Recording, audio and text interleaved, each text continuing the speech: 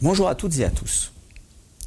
Les donations constituent des mutations entre vifs, alors que les successions constituent des transferts pour cause de mort. Les donations donnent lieu à une taxation fiscale, qu'elle soit passée par devant notaire, où on parle ici d'actes authentiques, aussi bien que pour les actes sous seing privé, c'est-à-dire en dehors de la présence d'un notaire.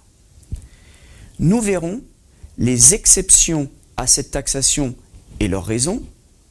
Une fois évacués ces cas, nous pourrons nous concentrer sur les différents types de taxation quand elles doivent intervenir et les facteurs qui interviennent pour les calculer. Concernant les exceptions, il peut y en avoir à raison du type de donation ou au regard de la nature des actifs transmis. Concernant les types de donations, on pense en premier lieu aux donations indirectes. C'est un acte qui ne revêt pas la forme d'une donation, mais dont l'objectif est celui de la donation, gratifier un tiers ou un héritier sans contrepartie. On pense également aux donations déguisées. C'est une donation consentie sous la forme d'un acte à titre onéreux, vente, bail, reconnaissance de dette, où on maquille la réalité qui dissimule sous un acte de vente une donation.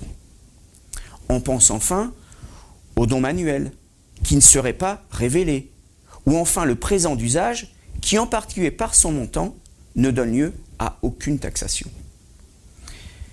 Concernant la nature des actifs transmis, certains bénéficient d'une fiscalité privilégiée. Ici, on pourrait évoquer les entreprises, les groupements forestiers, les biens ruraux loués à long terme, les monuments historiques, qui peuvent, les uns comme les autres, nous permettre de connaître des régimes favorables. Une fois évacuées les hypothèses où il y a une exonération ou une imposition partielle, concentrons-nous maintenant sur les cas de taxation.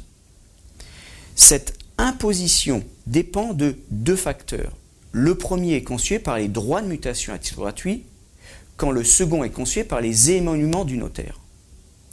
Concernant ce second facteur, ils dépendent essentiellement de la valeur de l'actif transmis et on peut considérer que leur montant est d'environ 1,5%, toute taxe comprise, de la valeur de l'actif qui fait l'objet de la transmission. Sachant que, au-delà de ce facteur, nous pouvons avoir à connaître le paiement de la taxe de publicité foncière de 0,6% de l'actif si la donation porte sur un immeuble. Concernant les droits de mutation en eux-mêmes, ils dépendent de trois éléments. La valeur du bien, évidemment, le lien juridique qui unit donateur et donataire, et enfin le barème. La valeur de l'actif nous est précisément fournie par le donateur. Concernant le lien juridique qui unit donateur, celui qui donne, et donataire, celui ou ceux qui reçoivent. Ce lien a une influence tant sur les abattements applicables, sachant que il y a deux particularités.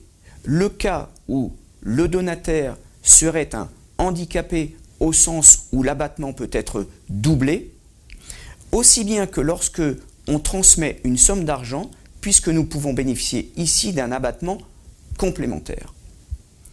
Ce lien juridique a également une influence directe sur les barèmes applicables.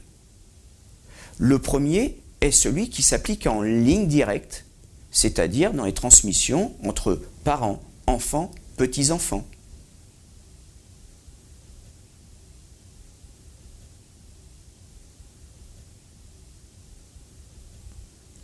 Le second est constitué par le barème applicable pour les transmissions entre époux, entre partenaires pacsés.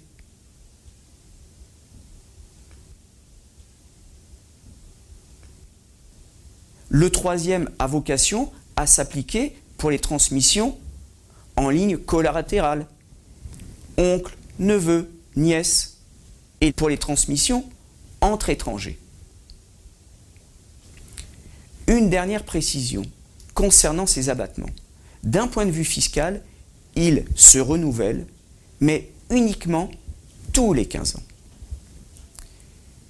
Une fois les droits bruts ainsi déterminés par l'application des facteurs que nous avons rappelés, le lien juridique qui existe entre donateur et donataire, le barème applicable, les abattements qu'on peut solliciter, nous pourrons bénéficier dans certaines hypothèses de réduction de droits à raison du bien qui fait l'objet de la transmission. On pense ici en priorité aux donations d'entreprises et plus précisément au pacte d'engagement d'Utreil.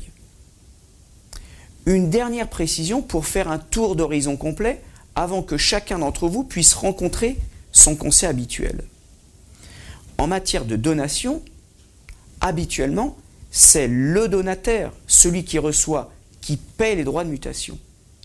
Eh bien, il peut être prévu conventionnellement que ces droits seront à la charge du donateur, celui qui donne, sans qu'on ne considère, qu'on traite, qu'on assimile cette opération comme une donation complémentaire. À très bientôt. Merci. Au revoir.